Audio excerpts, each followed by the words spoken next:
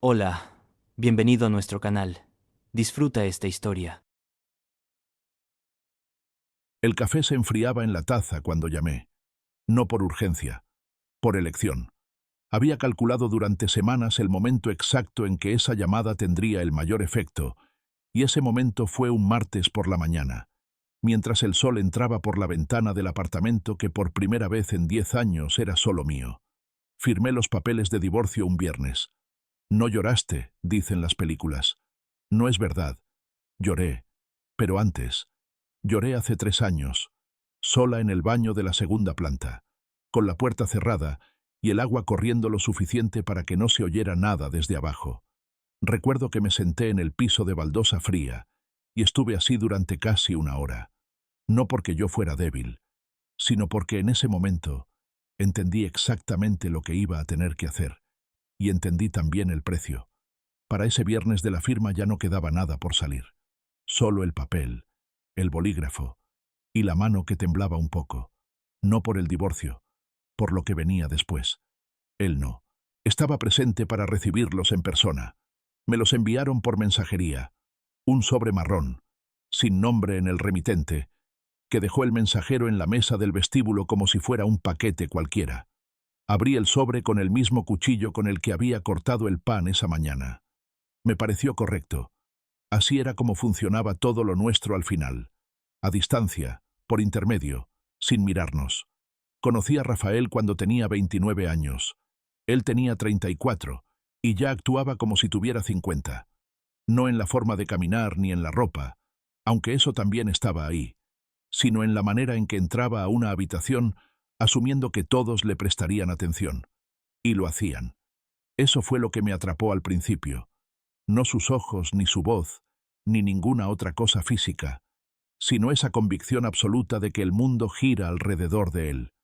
En esa época yo no tenía tan claro cuál era la diferencia entre la confianza real y la actuación perfecta. Su madre fue la primera en darme cuenta. Elsa, así se llamaba, era una mujer pequeña, de manos siempre frías, que evaluaba a las personas como un comerciante evalúa un producto. Rápido, sin sentimentalismo, con un precio ya calculado en la cabeza. La primera vez que me llevó Rafael a cenar con ella, Elsa me observó durante toda la comida sin decir mucho. Fue al final, cuando Rafael fue al baño y quedamos solas, cuando habló. Me preguntó si yo trabajaba. No lo preguntó con curiosidad. Lo preguntó como quien repasa una lista. Yo le dije que sí, que llevaba los libros de contabilidad de una empresa mediana. Elsa asintió, tomó un sorbo de agua y dijo, «Bueno, mientras te dure». No me pareció un insulto en ese momento. Me pareció una observación, y en cierto sentido lo fue. Cuando nos casamos, Rafael me pidió que dejara de trabajar. No fue una exigencia directa. Fue peor. Fue un comentario hecho con esa sonrisa suya, la sonrisa que hacía parecer que todo lo que decía era un regalo. Me dijo que ya no necesitaba esforzarme, que la empresa de su padre generaba más que suficiente, que yo podía dedicarme a organizar la casa nueva, a estar presente, a ser la persona que él necesitaba que fuera cuando llegaba a casa por las noches. Yo tenía 29 años y un título en administración financiera que había ganado con noches sin dormir y poca comida. Pero me quedé callada. No porque lo amara tanto como para sacrificar todo, sino porque en ese momento entendí algo que mucha gente no entiende hasta mucho después, que el poder no siempre viene de estar en el centro. A veces viene de estar en la sombra. Y desde la sombra, tú ves todo. El primer año de matrimonio fue casi tolerable. Los primeros 6 meses fueron 2 personas tratando de conocerse. Los otros 6 fueron los primeros indicios de lo que Rafael realmente era. No fue un golpe, no fue un grito, fue algo más difícil de explicar y más difícil de vivir. Fue la primera vez que llegó a casa oliendo a un perfume que no era el mío. Fue la forma en que entró, sin mirarme, y se fue directamente al baño a ducharse. Yo estaba en la cocina cortando cebolla. Me quedé cortando. No me pregunté nada. Supe exactamente qué era ese olor, y supe exactamente por qué entró sin mirarme. Esa noche, cuando se durmió, yo seguí despierta mucho tiempo, no llorando, pensando, pensando en cómo funcionaba su empresa, en los números que había visto por casualidad meses antes, en un estado de cuenta que dejó abierto en su escritorio, en la estructura del negocio familiar, en el testamento de su padre que alguien en la familia había mencionado de pasada en una cena, pensando en cómo encajar todas esas piezas. Esa fue la primera noche. Después hubo muchas más. Nadie sabe cuántas noches se pasan en un matrimonio como ese con los ojos abiertos. No las noches en que lloras. Esas las recuerdas porque son las excepciones. Las noches que realmente cambian algo son las silenciosas. Las noches en que pones las piezas juntas, en que observas un patrón que los demás no ven, porque no están mirando desde donde tú miras. Rafael no era un hombre cruel. Eso es importante entenderlo. Si hubiera sido cruel, yo habría salido antes. No porque fuera más fácil salir, sino porque la crueldad tiene una lógica clara. Te hace daño, lo identificas, te vas. Pero Rafael no hacía daño de esa manera. Rafael simplemente no me veía. Me trataba como parte del mobiliario de la casa. Algo funcional. Algo que estaba ahí para que todo funcionara, pero que no tenía opiniones propias, ni pensamientos, ni una vida interior que mereciera atención. Y eso es mucho más difícil de vivir que un golpe. Los años pasaban con una regularidad casi mecánica. Rafael salía por las mañanas temprano. Yo me quedaba con el café, sola, en la cocina grande de la casa. Desde ahí yo veía la pantalla de su teléfono cuando lo dejaba cargando sobre el mostrador. Desde 1900, ahí yo escuchaba las llamadas que él hacía creyendo que yo estaba en otra parte de la casa. Desde ahí yo sabía exactamente cuánto costaba cada cosa en esa casa, cuánto valía cada contrato que firmaba Rafael y cuánto quedaba después de los impuestos. Él no lo sabía. No porque yo lo ocultara, sino porque él nunca preguntó. Eso fue lo que más me lastimó durante años. No las mujeres, no las mentiras, sino esa asunción tan profunda de que yo no podía entender nada de lo que él hacía, que yo era la mujer de la cocina, que organizaba los cumpleaños y confirmaba las reservas de restaurantes y nada más. En la historia que él contaba sobre nuestra vida, yo no tenía peso real. Yo era escenografía. Y durante mucho tiempo, lo dejé creer eso. El momento en que decidí actuar no fue un momento de rabia. No fue cuando encontré un mensaje en su teléfono, ni cuando llegó oliendo a otro perfume por la 10ª vez. Fue un día de noviembre, cuando su madre vino a comer a la casa. Elsa llegó con su abrigo largo, sus manos frías como siempre, y esa forma de entrar que tenía, evaluando primero los espacios y luego las personas. Rafael no estaba. Llegaba tarde, como casi todos los días. Yo le preparé una sopa. Le puse la mesa en el comedor pequeño, el que usábamos cuando no había invitados importantes, y le serví. Elsa comió en silencio durante varios minutos. Luego, sin levantar la vista del plato, dijo: ¿Sabes que Rafael tiene una nueva amiga? No usó la palabra correcta. Usó amiga. Yo lo entendí de inmediato. Entendí que Elsa lo sabía. Entendí que Elsa lo aprobaba, o al menos no lo consideraba un problema real.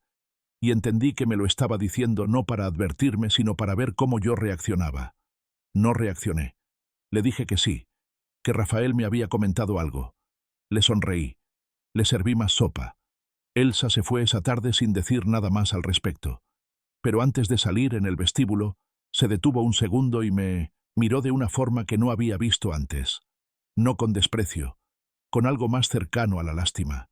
Esa noche, después de que Rafael llegó y se durmió, yo no dormí nada. Pero no fue la peor noche. La peor noche fue la siguiente, cuando me senté en la cocina con mi café y por primera vez en años no sentí nada. No rabia, no dolor, no humillación. Sentí una claridad tan limpia que casi asustó, y en esa claridad supe exactamente lo que necesitaba hacer. No pasó de un día para otro. Eso es lo que la gente no entiende cuando escucha estas historias. Creen que es un plan que se ejecuta en un día. Una llamada, un clic, y listo. En realidad fue 2 años de trabajo silencioso. 2 años de reuniones que yo tuve en la oficina de un abogado que Rafael jamás conoció.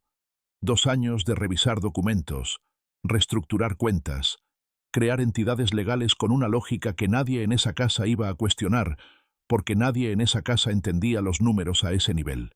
El testamento del padre de Rafael era la clave. El viejo había muerto dejando todo en un fondo familiar, un vehículo legal complejo que en teoría pertenecía a todos los herederos, pero en la práctica solo Rafael lo controlaba. O eso creía. Lo que Rafael no sabía es que yo había estudiado ese testamento durante meses, con la ayuda de 2 abogados especializados que cobré yo, con dinero que yo había separado durante años en una cuenta a nombre de una empresa que yo creé. El testamento tenía un resquicio, una cláusula que permitía a cualquier apoderado autorizado reestructurar los fondos en situaciones de protección patrimonial. Era una cláusula que el padre había puesto sin pensar mucho, como lo hacen los hombres que creen que van a vivir para siempre. Yo la encontré, y yo fui la persona autorizada para activarla. Lo hice paso a paso.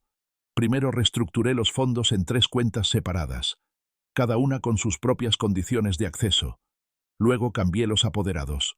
Luego, poco a poco, el dinero dejó de estar donde Rafael pensaba que estaba y empezó a estar donde yo decidí ponerlo. 100 millones de euros en total.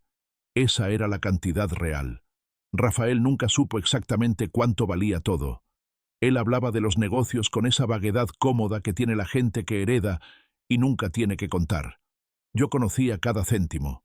Y en esos 2 años, mientras yo construía esa estructura invisible, Rafael siguió viviendo como siempre, llegando a casa tarde, saliendo con su amante los fines de semana con pretextos que yo ya no le pedía que explicara, firmando cheques sin mirar los números, creyendo, en cada momento, que él era el centro de todo. Esa fue la parte más difícil, no la parte técnica, no los papeles, ni los abogados, ni los fondos. La parte más difícil fue seguir sentándome a su lado durante todo ese tiempo, seguir preparando el café por las mañanas, seguir hablándole de cosas intrascendentes, mientras por dentro yo estaba desmontando todo lo que él pensaba que era suyo. Hay una forma de soledad que no tiene nombre, la soledad de estar en la misma habitación con alguien y saber que esa persona no te conoce ni remotamente, que 10 años de matrimonio no fueron suficientes para que él viera lo que estaba frente a sus ojos todos los días. Yo era la persona más cercana a él en el mundo, y al mismo tiempo la más invisible. A veces, por las tardes, cuando la luz cambiaba y el apartamento quedaba en silencio, me sentaba sola y pensaba en cómo sería mi vida cuando todo esto terminara. No con miedo, con una especie de paciencia que solo tiene la gente que ya sabe cómo termina la historia. El martes en que llamé, la voz al otro lado del teléfono me dijo lo que ya sabía. Todo estaba listo. Los fondos quedaban congelados de inmediato. Nadie podía moverlos sin mi autorización. Ni Rafael, ni sus socios, ni cualquier persona que él pudiera llamar en las próximas horas. Colgué el teléfono con calma. Tomé el café, ya frío, y lo bebí hasta el último sorbo. Luego me levanté, caminé hasta la ventana, y me quedé mirando la ciudad por un tiempo largo. No pensaba en él. No necesitaba pensar en él. Ya había pensado lo suficiente. Solo pensaba en lo que iba a pasar después. En esa oficina de inmobiliarias donde Rafael llevaba a su amante esa misma semana a ver un ático de 5 millones. En la tarjeta que iba a intentar usar. En la cara que iba a poner cuando nada funcionara. Yo no estaba ahí para verlo. No necesitaba estarlo. Algunas personas prefieren estar presentes para ver el momento. Yo no.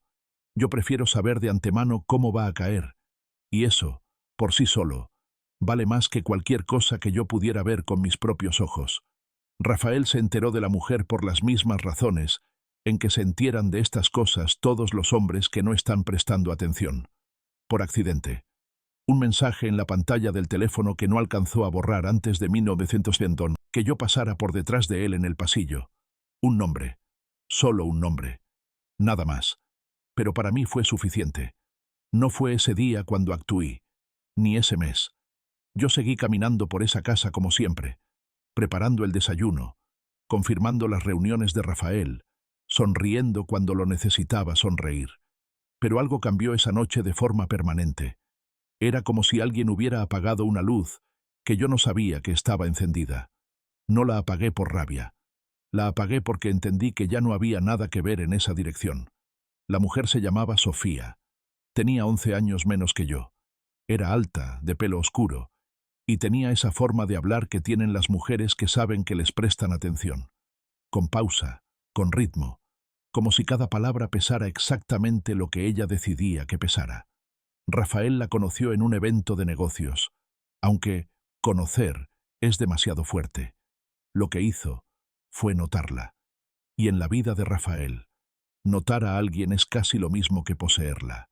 La vi, desde lejos, en un restaurante donde Rafael y yo íbamos a comer un sábado. Ella estaba en otra mesa, con dos hombres que no reconocí. No nos cruzamos. No hubo ningún momento dramático. Solo yo, mirándola durante unos segundos más de lo necesario, y pensando, esta es la cara que va a estar sentada frente a él en los próximos meses. Y después supe que tenía razón. Lo que Sofía no supo nunca, al menos no hasta mucho después, es que Rafael le mintió sobre casi todo desde el principio, no de manera groseramente obvia. Rafael no era de los hombres que inventan historias absurdas. Simplemente amplió lo que tenía. Si tenía acceso a cierta parte del dinero, le dijo que tenía acceso a todo. Si controlaba una empresa, le dijo que controlaba tres. Era una inflación muy suave, muy natural, que encajaba perfectamente con la imagen que Sofía quería ver. Un hombre exitoso, independiente, con un futuro que podía ofrecer. Yo lo vi pasarse meses construyendo esa imagen frente a ella. Los regalos que compró, ropa, cenas, un viaje que costó mucho pero no el suficiente para despertar sospechas, todos estaban pensados no para Sofía, sino para sí mismo, para convencerse de que la historia que contaba era verdadera. Eso es lo más triste de un hombre como Rafael. No engaña a los otros en primer lugar, se engaña a sí mismo primero, y luego simplemente comparte esa versión. Los días siguientes al congelamiento de los fondos fueron los más tranquilos que yo había tenido en mucho tiempo. Era una calma que no necesitaba explicación. Yo sabía lo que iba a pasar, solo no sabía exactamente cuándo. Rafael me llamó esa misma semana para decirme, con una energía que yo ya no le veía desde hacía años, que tenía planes. No me dio detalles. No necesitaba darlos. Solo dijo que estaba viendo un ático en el centro de la ciudad, que era hermoso, que costaba 5 millones y que todo estaba arreglado. Cuando colgó, yo me quedé mirando el teléfono en la mano durante varios segundos. No por sorpresa, sino por la forma en que dijo, todo estaba arreglado, con esa seguridad absoluta, como si el dinero fuera algo que simplemente aparece cuando lo necesitas, como si yo no hubiera pasado 2 años asegurándome de que no fuera así. Llamó a Sofía después. Yo no escuché la conversación, pero supe que la invitó a ver el ático. Así es como Rafael entiende la vida. Cada paso que da es un regalo para alguien más. Cada decisión es una demostración de que él puede. El agente inmobiliario se llamaba Marcos. Lo supe después, cuando tuve que revisar los registros del edificio para asegurarme de que ninguna escritura había sido firmada antes de que yo actuara. Marcos era un hombre de unos 45 años, cuidadosamente vestido, con esa forma de hablar suave y profesional que tienen las personas que venden cosas muy caras a personas que no ven la necesidad de regatear. Rafael y Sofía llegaron a la oficina un jueves por la tarde. Yo no estuve ahí. No necesitaba estarlo. Me enteré de los detalles después, uno por uno, de la forma en que siempre me he enterado de las cosas, por los hilos que los demás dejan sueltos sin darse cuenta. Llegaron a las 5 de la tarde. Rafael estaba de buen humor. Eso es algo que Marcos recordó con una claridad que no esperaba tener. Rafael entró sonriendo, con los hombros hacia atrás, con esa postura que tiene la gente que está acostumbrada a que las puertas se abran antes de que las toquen. Sofía entró del brazo de él, con un vestido que no era discreto pero tampoco era un grito. Era calculado. Todo en Sofía estaba calculado. Marcos les ofreció café. Rafael aceptó. Sofía pidió agua con gas. Se sentaron en los sillones de cuero beige que estaban frente al escritorio, y Marcos les mostró las fotos del ático en una pantalla grande. Pared de cristal con vista al río. Techo alto. Cocina de mármol blanco. El tipo de lugar que se construye no para vivir, sino para demostrarle al mundo que se puede. Rafael miraba las fotos con la cara de alguien que ya sabe lo que va a decir.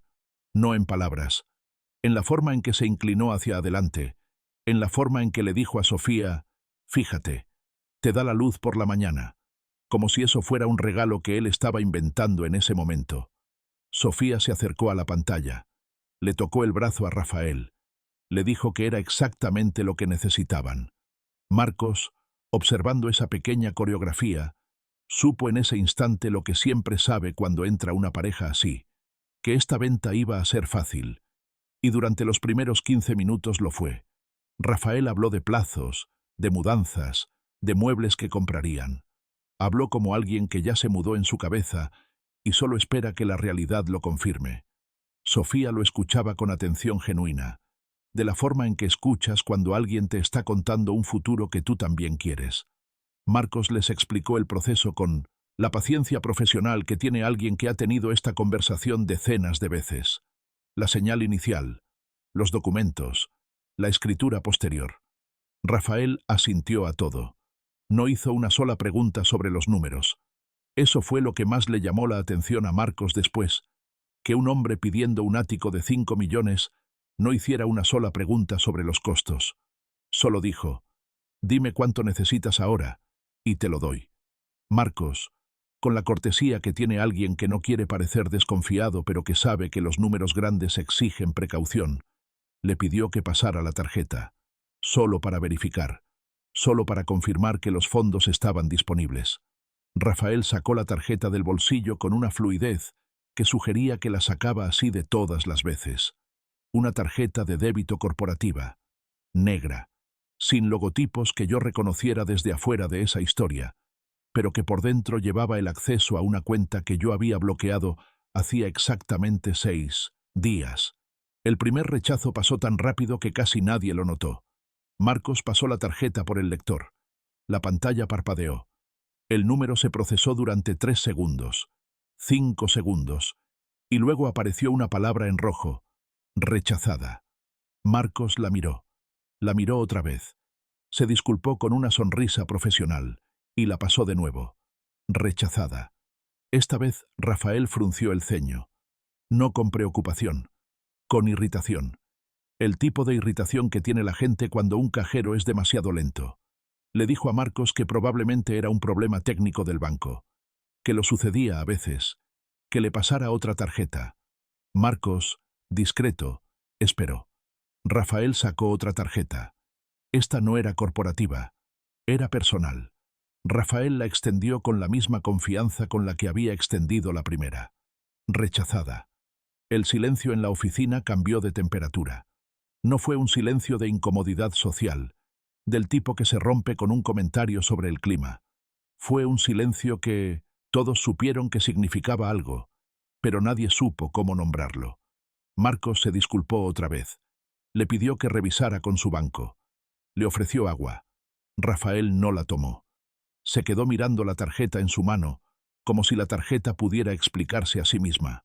Sofía, que hasta ese momento había estado mirando los folletos del ático con la expresión relajada de alguien que ya sabe que se va a mudar a un lugar hermoso, levantó la vista.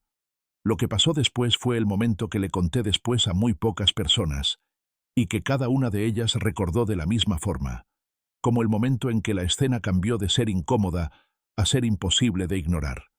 Rafael sacó el teléfono y llamó al banco. Le pidió a Marcos que le diera un momento. Marcos, profesional hasta el final, se excusó y salió de la sala para darle espacio, aunque en realidad sospecho que salió porque no supo cómo quedarse. Rafael habló con alguien del banco durante casi un minuto.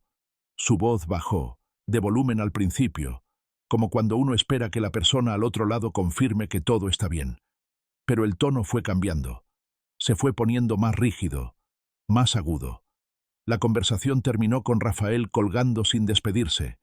Se quedó mirando el teléfono un tiempo largo. Sofía lo observó. No le dijo nada todavía, pero yo supe después que en ese momento ella sintió lo primero. Un hielo muy pequeño, muy fino, que se metió por algún lugar que hasta entonces no había estado abierto. Rafael llamó a otro número. Un socio, supongo. Yo no supe exactamente a quién.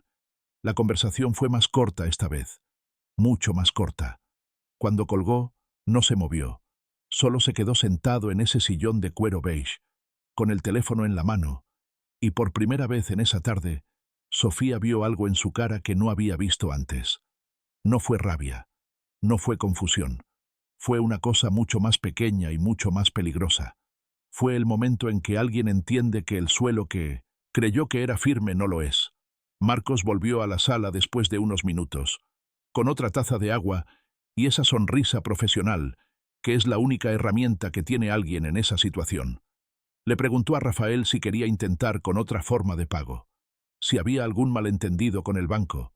Rafael dijo que sí, que era un error, que llamaría directamente y lo resolvería en minutos.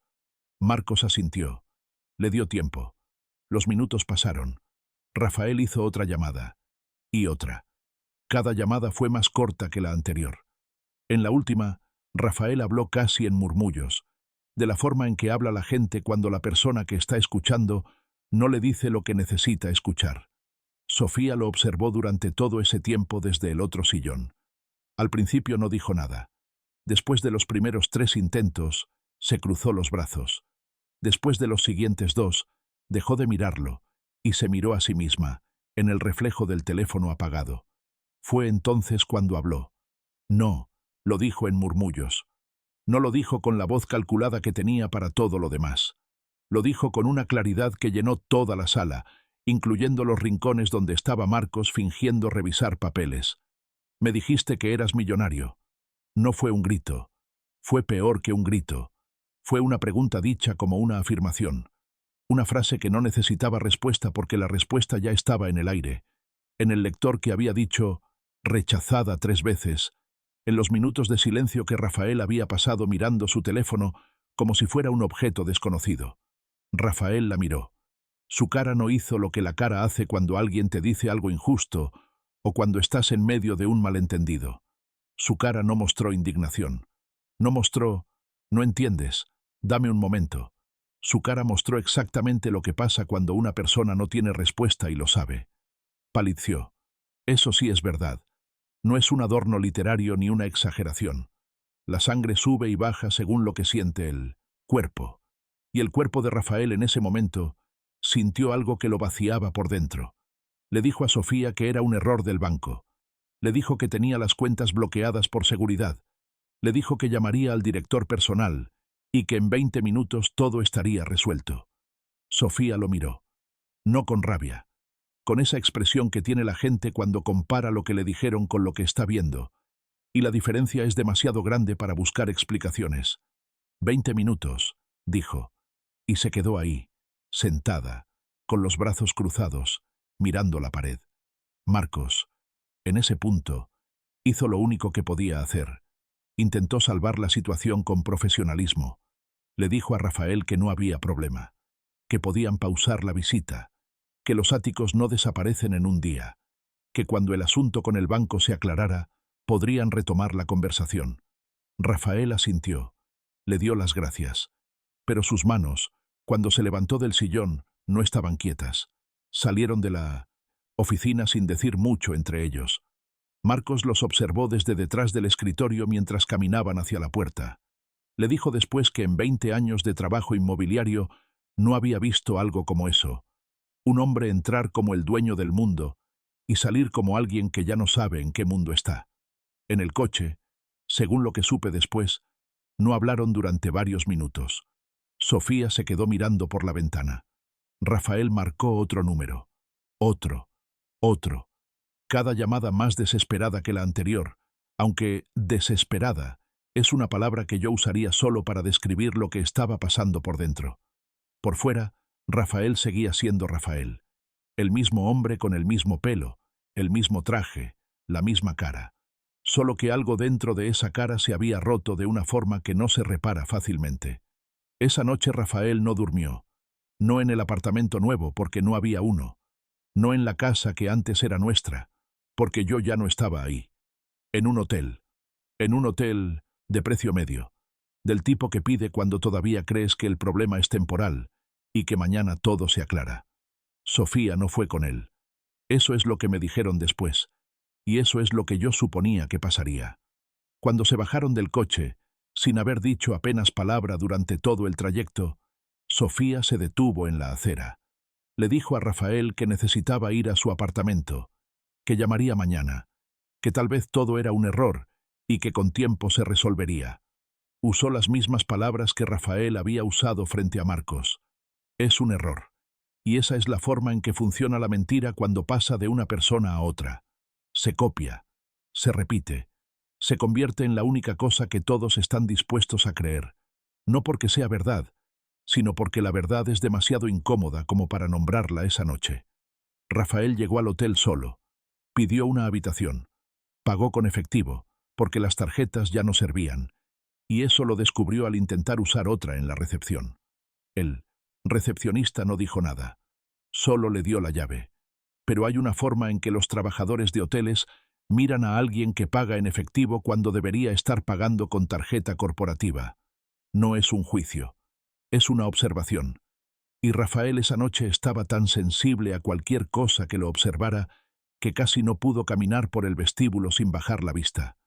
En la habitación, Rafael se sentó en la cama. No se duchó, no encendió la televisión, solo se sentó, con los zapatos puestos, y se quedó mirando la pared durante un tiempo que no supo medir. La habitación olía a aire acondicionado y a jabón de hotel, ese olor genérico que tienen todos los lugares temporales.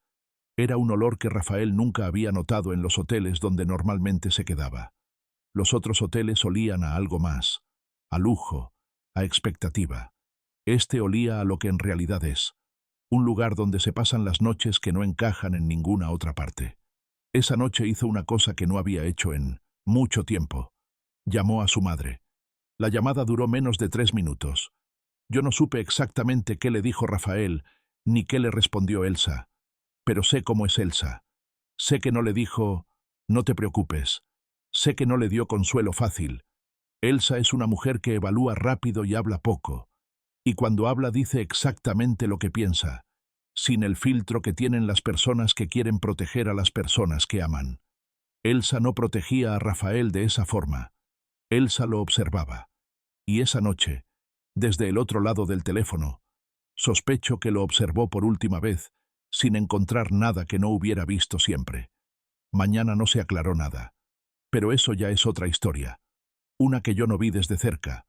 Una que Rafael tuvo que enfrentar solo, sin los números que yo conocía, sin las respuestas que yo nunca le di, y sin la persona que durante 10 años supo exactamente cuánto valía todo, y jamás lo dijo en voz alta. Yo, mientras tanto, estaba en mi apartamento, con el sol entrando, por la ventana, tomando café caliente, algo que no había hecho en mucho tiempo. No pensaba en la oficina de inmobiliarias. No pensaba en la cara de Rafael cuando la tarjeta fue rechazada por la tercera vez. Pensaba en que al día siguiente iba a hablar con un abogado sobre los próximos pasos. Pensaba en los papeles que necesitaba firmar. Pensaba en cosas prácticas, concretas, como siempre lo he hecho cuando el resto del mundo está derrumbándose en otra parte. Y pensaba, con una calma que no necesitaba justificarse, que 10 años de silencio finalmente habían valido algo. Elsa llamó el viernes por la mañana, no al teléfono de Rafael, al mío. Eso fue lo primero que me indicó que la situación era más grave de lo que yo había calculado, aunque en realidad yo había calculado exactamente cómo iba a estar. Elsa no llamaba a mí. En 10 años de matrimonio, Elsa y yo habíamos hablado por teléfono quizás 3 veces, siempre por cuestiones logísticas, una fecha de cena, un paquete que llegó a la dirección equivocada. Nunca por otra cosa, nunca por necesidad real. Cuando vi su nombre en la pantalla, no lo contesté de inmediato. Dejé que timbrar 4 veces, 5, y luego contesté con la misma voz que usaba siempre, tranquila, sin inflexión, sin nada que pudiera interpretarse. Elsa no hizo preámbulos. Me dijo que necesitaba verme, que había algo que hablar, que podía ser esa misma tarde, en su casa, a las 5. Le dije que sí. Le dije que estaría ahí. Colgué y me quedé un momento mirando el teléfono. No porque necesitara pensar, sino porque quería asegurarme de que no había en mi cara ninguna expresión que hubiera visto alguien, aunque estaba sola en el apartamento. Es un hábito que desarrollas cuando vives muchos años con alguien que no te ve. Aprendas a controlar lo que muestra tu cara, incluso cuando no hay nadie mirando. La casa de Elsa estaba en un barrio antiguo, en un edificio de piedra clara con balcones, estrechos. Yo la había visitado pocas veces durante el matrimonio. Elsa no era de las que invitan con frecuencia. Invitaba cuando quería evaluar, y cada visita tenía una función clara que yo aprendí a leer con el tiempo. Llegué a las 5 en punto. Elsa abrió la puerta sin sorpresa, como si mi puntualidad fuera lo único que podía predecir de mí. Me llevó al salón pequeño, el que tenía la ventana que daba a la calle, y me ofreció café. No me preguntó cómo estaba. No me preguntó cómo me había ido después del divorcio. No hizo ninguna de las preguntas que hacen las personas cuando quieren parecer educadas antes de entrar en el tema real. Elsa no perdía tiempo en esas cosas. Se sentó frente a mí, con las manos en el regazo, y me dijo directamente: Rafael quería hablar conmigo. No conmigo la madre, con la otra persona, con la persona que Rafael quería que hablara. Me dijo esto con esa cara suya, la cara que nunca mostraba nada más de lo que quería mostrar, y yo entendí enseguida qué estaba pasando. Rafael no tenía a nadie más a quien llamar. Sus socios no contestaban. Su abogado le había dicho, el día anterior, cosas que Rafael no quería escuchar. Y yo era la única persona en todo ese mundo que conocía los números reales. Elsa lo sabía. No supe en ese momento cómo lo había descubierto. Si Rafael le había dicho algo en esa llamada del hotel, o si Elsa había deducido por sí misma, como hace siempre. Elsa es de las personas que no necesitan que nadie les cuente las cosas.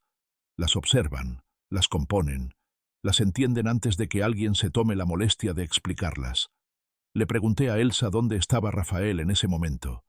Me dijo que en la otra habitación. Me tomé 10 minutos para terminar el café antes de levantarme. No los tomé para pensar. Ya había pensado todo lo que necesitaba pensar.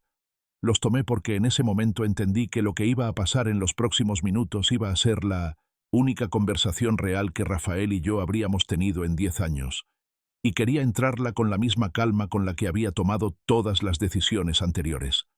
Cuando entré a la habitación, Rafael estaba sentado en una silla junto a la mesa, no de oficina ni de escritorio, una silla de comedor, de madera clara, del tipo que está en cualquier casa cuando no hay muebles especiales.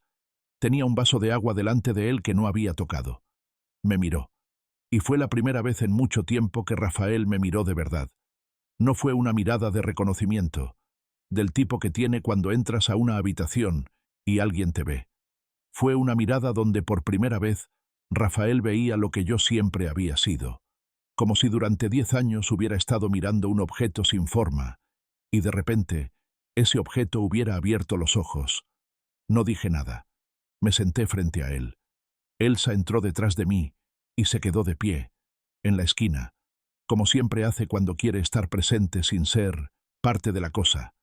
El silencio duró varios segundos. No fue un silencio incómodo, del tipo que hace que la gente busque algo que decir. Fue un silencio que estaba ahí por un motivo. Rafael necesitaba ese silencio para entender que yo no iba a ser la primera en hablar. Cuando Rafael finalmente habló, su voz no tenía la misma calidad que siempre había tenido. No era la voz de alguien que está en control. Era la voz de alguien que sabe que no lo está y que ha dejado de fingir que sí. Le dijo a Elsa que la dejara sola. Elsa lo miró, lo consideró durante un segundo y salió sin decir nada. Entonces Rafael se inclinó hacia adelante, puso los codos en la mesa y me miró de la forma en que la gente mira cuando necesita que alguien le explique cómo es que llegó a donde está. Me preguntó cómo. Una sola palabra. ¿Cómo? No, ¿cómo me hiciste esto? No, ¿cómo es posible? Solo, ¿cómo? Como si la pregunta fuera técnica. Como si Rafael en ese momento no entendiera el mecanismo, y eso le resultara más difícil de aceptar que el resultado en sí mismo. Y tenía razón en no entender. En 10 años de matrimonio, Rafael no había prestado atención a nada que yo hiciera fuera de la cocina y la agenda familiar. No había visto los documentos que yo firmaba. No había preguntado por las cuentas que yo manejaba. No había notado las reuniones que yo tuve durante 2 años con personas que él nunca conoció. El mecanismo era real y era complejo, pero no era magia. Era trabajo. Era tiempo. Era la clase de esfuerzo silencioso que Rafael, por su propia naturaleza, jamás imaginaría que alguien más podía hacer. No le expliqué todo. No esa noche. Le dije lo suficiente. Que los fondos estaban congelados. Que yo tenía control legal total de los 100 millones. Que la estructura del testamento de su padre le daba esa autoridad a mí, y solo a mí. Que Rafael no tenía acceso a ninguna cuenta, ningún fondo, ningún activo que no pasara por mí primero. Le dije esto sin rabia, sin triunfo, con la misma voz con la que habría explicado un estado de cuenta en una reunión de trabajo. Rafael escuchó todo sin decir palabra. Cuando terminé, se quedó callado durante un tiempo. Luego se puso las manos en la cara, no llorando, sino con esa forma en que la gente se cubre cuando necesita un momento en que nadie la vea. Saqué de mi bolso una carpeta. Adentro había un documento de 8 páginas, preparado por mi abogado durante los días anteriores. Las condiciones estaban claras. Le expliqué cada punto por punto, sin apresurar ni alargar. El primer punto era la repartición de los fondos. Una parte para Rafael, suficiente para que pudiera vivir cómodamente, pero no lo suficiente para que pudiera volver a vivir como antes. No lo dejaba en la miseria. No era un castigo. Era una cantidad que reflejaba exactamente lo que Rafael había contribuido a construir durante esos años, que en la práctica era muy poco de lo que él pensaba. El segundo punto era la custodia de nuestro hijo, compartida, con un calendario específico que yo había redactado con cuidado. Cada semana dividida, cada vacaciones planificada, cada fecha importante, cumpleaños, colegio, enfermedades, definida con una claridad que no dejaba espacio para disputas futuras. Yo había pensado en cada detalle durante meses, no porque fuera difícil, sino porque quería que cuando Rafael lo leyera, entendiera que yo había puesto en ese documento la misma cantidad de cuidado que había puesto en construir la estructura legal, que nada en esta historia había sido improviso. El tercer punto era la condición más importante. Rafael no podía impugnar la estructura legal. No podía buscar abogados que cuestionaran el testamento. No podía intentar revertir lo que yo había hecho.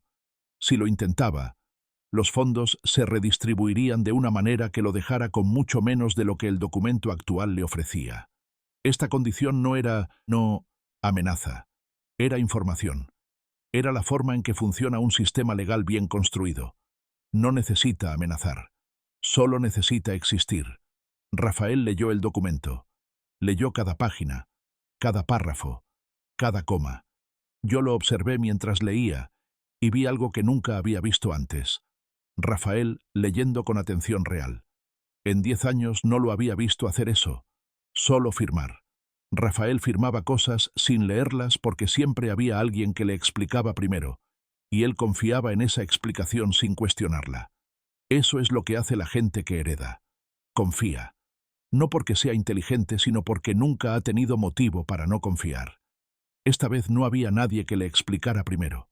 Solo el documento, sus manos, y el silencio de esa habitación. Cuando terminó de leerlo, lo dejó sobre la mesa y se quedó mirando sus manos durante un tiempo largo.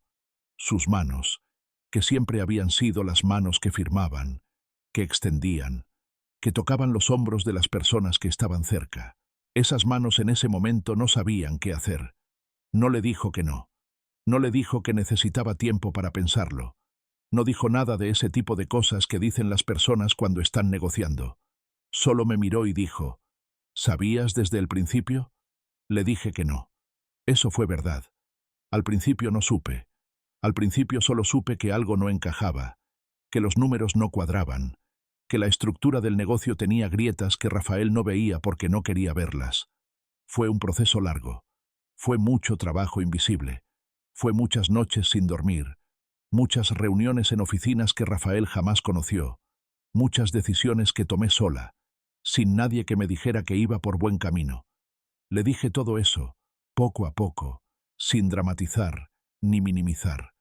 Le conté la historia real, no la de una mujer que se vengó, sino la de una mujer que, durante 10 años, fue la persona más importante en esa empresa sin que nadie lo supiera. Le conté las noches en que me quedaba despierta revisando estados de cuenta mientras él dormía a 2 metros de mí. Le conté las reuniones con los abogados que tuve durante 2 años en oficinas que él jamás conoció. Le conté cómo encontré la cláusula en el testamento de su padre, y cómo la activé, y cómo reestructuré los fondos paso a paso sin que ninguna persona en su entorno lo notara. No lo conté como un logro, no lo conté como algo que yo había hecho y que él debía admirar. Lo conté como lo que fue: trabajo, trabajo invisible, hecho en silencio, durante mucho tiempo, por una persona que nadie estaba mirando. Rafael escuchó, y eso fue quizás lo más importante de toda esa conversación. Por primera vez en 10 años, Rafael escuchó sin interrumpir, sin corregir, sin cambiar el tema, sin hacer esa cosa que hacía siempre cuando yo hablaba de algo que él consideraba intrascendente, que era desviar la mirada hacia otra parte como si yo fuera un zumbido de fondo. Esta vez me miró durante todo el tiempo, y en esa mirada yo vi algo que nunca había visto en él, que Rafael no solo entendía lo que yo le estaba diciendo, sino que entendía también lo que había perdido. No solo el dinero, no solo el control, sino los 10 años en los que yo estuve ahí, frente a sus ojos, siendo exactamente la persona que él necesitaba, y él no lo vio. Elsa entró de nuevo al final. No sé si escuchó la conversación desde la otra habitación, o si solo entró cuando sospechó que se iba a acabar. Se sentó a la mesa, entre los dos, con las manos frías como siempre. Me miró un buen rato, no con lástima esta vez, con algo más cercano al reconocimiento, como si en esa sala, finalmente, Elsa estuviera viendo a alguien que encajaba en un nivel que ella había esperado ver durante mucho tiempo. Le dijo a Rafael que firmara. No fue un consejo, no fue una sugerencia, fue la cosa más directa que yo había escuchado de Elsa en 10 años. Y Rafael, que en esa silla ya no tenía la postura ni la convicción ni la sonrisa que había tenido toda su vida, la miró durante un momento y asintió. No firmó esa noche. Le dije que se tomara los días que necesitara, que el documento no tenía fecha límite, que yo no tenía prisa, y era verdad, no tenía prisa, ya no. Lo que pasó después no fue un momento, fue una semana en la que Rafael se quedó en la casa de su madre y yo seguí en mi apartamento, tomando el café por las mañanas y revisando los papeles que necesitaba revisar por las tardes. Una semana en la que no hablamos ni una sola vez. El documento llegó firmado por correo, no en sobre marrón esta vez, en un sobre blanco, con el nombre de un abogado que yo no conocía, pero que Rafael había contratado para que revisara las condiciones antes de firmar. El abogado no encontró nada que cuestionar. Las condiciones eran justas. No lo dejaban sin nada. Solo lo dejaban sin lo que nunca había sido suyo realmente. Cuando recibí el sobre, no lo abrí de inmediato. Lo dejé sobre la mesa del vestíbulo durante 2 días, del mismo lado donde yo había dejado el sobre marrón cuando llegaron los papeles de divorcio. Solo después lo abrí, con calma, y revisé cada firma. Todo estaba en orden. Hay una parte de esta historia que yo no conté durante mucho tiempo. La parte que tiene que ver no con el dinero, ni con los papeles, ni con la estructura legal. La parte que tiene que ver con lo que me costó. Porque me costó algo. No voy a fingir que no. Me costó 10 años de una vida que no era la mía. Me costó noches en que estuve sola en una habitación donde debería haber estado acompañada. Me costó sonreír en cenas donde no quería sonreír. Me costó observar en silencio cosas que en otro contexto habrían roto a cualquier persona. Me costó las tardes en que Rafael llegaba a casa y yo ya sabía, antes de que abra la puerta, que esa noche iba a ser otra noche en que me miraba sin verme. Me costó los cumpleaños de Mateo, en los que Rafael llegaba con un regalo que yo había pedido yo misma y que él presentaba como si fuera su propia idea. Me costó los momentos pequeños, los que nadie cuenta en estas historias porque no son suficientemente importantes. La mañana en que Rafael bebió el café que yo había preparado y se fue sin decir gracias, como lo había hecho todos los días durante 5 años. La noche en que Mateo tenía fiebre y yo lo curé sola porque Rafael estaba fuera y no contestaba el teléfono. El día en que Elsa vino a la casa y elogió la comida diciendo que era pasable, y yo sonreí y le serví más. Pequeñas cosas, miles de pequeñas cosas. Eso es lo que forma una vida que no es la tuya, no los golpes grandes, sino la acumulación de momentos en los que nadie te ve, nadie te agradece, nadie pregunta cómo estás. Me costó aprender a separar lo que sentía de lo que hacía, y eso es la cosa más difícil que he hecho en mi vida, más difícil que entender los números, más difícil que construir esa estructura legal, más difícil que sentarme frente a Rafael esa noche y explicarle cómo había perdido todo. Hay noches, incluso ahora, en que me despierto en el apartamento solo y me quedo mirando el techo durante un tiempo largo, no pensando en Rafael, no pensando en el dinero, solo sintiéndolo, el peso de años en que fui una persona que nadie conoció. Y ahí hay algo que nadie te prepara para entender, que ganar no elimina eso, que puedes tener el control total, puedes tener los papeles firmados, puedes estar en un lugar que es solo tuyo, y aún así, en ciertos momentos, esa soledad de antes sigue estando ahí, no como un dolor agudo, como un eco, como la forma en que un cuarto sigue oliendo a alguien mucho después de que esa persona se ha ido. No me recupero de eso con dinero. Eso no se recupera de ninguna forma. Solo se aprende a vivir con ello. Mi hijo tiene 12 años. Se llama Mateo. Tiene los ojos de su padre, pero la forma de pensar de nadie más que él mismo. Es un niño serio, de pocas palabras, que observa las cosas antes de comentarlas. A veces lo miro y me pregunto si aprendió eso de mí, o si fue algo propio desde el principio. Probablemente lo segundo. Los niños no aprenden el silencio de sus madres. Lo desarrollan solos cuando entienden que en esa casa hay cosas que no se dicen. Cuando yo tomo decisiones sobre su futuro, no pienso en mí, pienso en él. Esa es la razón real por la que hice todo esto. No por venganza, no por demostrarle a Rafael, ni a Elsa, ni a nadie que yo valía más de lo que ellos pensaban. Lo hice porque quería que mi hijo creciera sin que esta historia estuviera encima de él, sin que tuviera que heredar las deudas emocionales que los matrimonios rotos dejan en los niños que los observan. Quería que Mateo creciera sabiendo que su madre no fue una víctima, que no se quedó por miedo ni por ignorancia, ni por amor incondicional a un hombre que no la veía, que se quedó porque tenía un plan, y que cuando el plan estuvo listo, se fue. Hay una cosa que los niños notan que los adultos no notan. Notan cuando alguien en la casa está fingiendo. No saben ponerle nombre a esa cosa, pero la sienten. Mateo lo sintió durante años. Yo lo vi en la forma en que él miraba a Rafael cuando Rafael hablaba en la mesa, sin admiración, sin resentimiento, con esa observación tranquila que tiene la gente que está aprendiendo a ver lo que realmente está pasando, sin que nadie se lo explica. Un día me preguntó, hace quizás 1 año y medio, si yo me sentía sola. Le dije que no. Le dije que yo tenía todo lo que necesitaba. Me miró durante varios segundos, de la misma forma en que Elsa me mira cuando evalúa, y asintió sin decir nada más. Supe en ese momento que no me había creído, y supe también que algún día iba a entender por qué le mentí. No le he contado la historia completa todavía. Todavía es demasiado joven para entender todas las partes. Pero un día lo hará. Y cuando lo haga, quiero que entienda no solo lo que pasó, sino por qué pasó. Quiero que entienda que el silencio no siempre es debilidad, que a veces el silencio es la forma más precisa de prepararte para algo que va a cambiar todo. El último día en que vi a Rafael fue cuando fui a recoger las últimas cajas que quedaban en la antigua casa. Llegué por la mañana, con 2 personas que me ayudaban a cargar. Rafael no estaba ahí. No sé dónde estaba. No le pregunté, y no le importó que no le preguntara. La casa estaba casi vacía. No del tipo de vacío que tiene un lugar cuando sale la gente, del tipo de vacío que tiene un lugar cuando sale la vida. Los muebles que quedaban eran los que yo no necesitaba.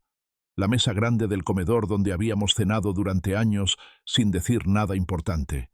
El espejo del vestíbulo donde Rafael se miraba cada mañana antes de salir como si estuviera confirmando que todavía existía. El estante donde yo dejaba los libros que Rafael nunca abrió. Yo solo fui por las cajas del dormitorio, las cosas de Mateo, las que necesitaba para el apartamento nuevo. Ropa, libros del colegio, la maqueta del sistema solar que hicimos juntos cuando tenía 8 años, y que todavía tenía restos de pegamento en los dedos cuando la terminamos. Esa maqueta la metí yo la última, con cuidado, envuelta en papel periódico. Es el objeto que más me costó dejar durante los meses en que estuve preparando todo. Porque la maqueta no era parte del plan. La maqueta era parte de la vida real. De la parte de la vida que no tenía estrategia ni estructura legal, ni nada más que dos personas sentadas en el suelo de una habitación, pegando planetas de papel, y sin decir nada importante porque no necesitaban decirlo. Llegué a la sala, y Elsa estaba sentada en el lugar de siempre, en ese sillón junto a la ventana que la dejaba ver la puerta, como siempre hace cuando quiere estar presente sin ser parte de la cosa. Me ofreció café. Le dije que no, gracias. Me quedé de pie, en el vestíbulo, con las manos en los bolsillos, y le pregunté cómo estaba Rafael. Elsa me miró. Luego dijo algo que yo no esperaba escuchar de ella, algo que no encajaba en ninguna de las versiones que ella había mostrado durante todo ese tiempo. Me dijo, mejor de lo que merece, no con crueldad, no con satisfacción, con esa observación fría que siempre había tenido, pero esta vez con algo más, una especie de honestidad que Elsa quizás nunca había mostrado antes delante de mí. Como si en ese momento, sin Rafael entre nosotras, Elsa pudiera ser la persona real que había escondido durante años detrás de la madre que evalúa, y compara, y desvalora. Me miró durante un segundo más. Luego, con un gesto muy pequeño, casi imperceptible, inclinó la cabeza. No fue un abrazo, no fue un apretón de manos. Fue solo esa inclinación, ese reconocimiento mínimo entre dos mujeres que han vivido dentro del mismo sistema durante mucho tiempo y que al final saben exactamente cómo funciona cada parte. Yo asintí, me despedí y salí de esa casa por la última vez. En la puerta me detuve un segundo, no para mirar hacia atrás, para notar el olor. Esa casa olía a los mismos 10 años que yo había pasado en ella, a café de las mañanas, a la madera de los muebles, a un aire que no cambia mucho cuando la gente que lo respira no cambia tampoco, un olor que yo conocía mejor que cualquier otra cosa en mi vida, y que esa mañana ese olor ya no me pertenecía. Cerré la puerta. No la cerré con cuidado, como lo hacía antes. La cerré con normalidad, como cierra una puerta alguien que sabe que no va a volver a abrirla. Hoy es martes. El café se enfría en la taza, como siempre. El sol entra por la ventana del apartamento que es solo mío, como siempre. Pero algo es diferente esta mañana. Algo pequeño, tan pequeño que alguien que no estuviera prestando atención no lo notaría. El sol cae en un lugar diferente. No en la mesa del desayuno de la antigua casa, donde yo lo veía cada mañana durante 10 años desde el mismo sillón, mirando en la misma dirección. Cae en la mesa de este apartamento, en un ángulo que yo escogí cuando busqué el lugar. Un ángulo que me da la luz por la mañana, justo donde siempre quise que me diera, sin tener que pedirlo. Mateo está dormido en su habitación. Puede despertar en cualquier momento y salir pidiendo desayuno, como hace todos los días. Cuando salga, yo le voy a tener listo el café con leche que le gusta, y él se va a sentar en la silla del lado de la ventana, y yo me voy a sentar frente a él, y vamos a estar callados durante un rato porque por la mañana los dos somos de pocas palabras. Y eso va a estar bien. Va a estar bien porque esos son los momentos que yo quería que tuviera. Los momentos tranquilos, los momentos sin drama, los momentos en los que nadie tiene que fingir nada. No celebro, no necesito celebrar. Solo tomo el café, solo miro por la ventana, solo estoy aquí, en este lugar, en esta mañana, siendo la persona que siempre fui pero que nadie vio hasta hace poco. Y eso es suficiente. Y siempre fue suficiente.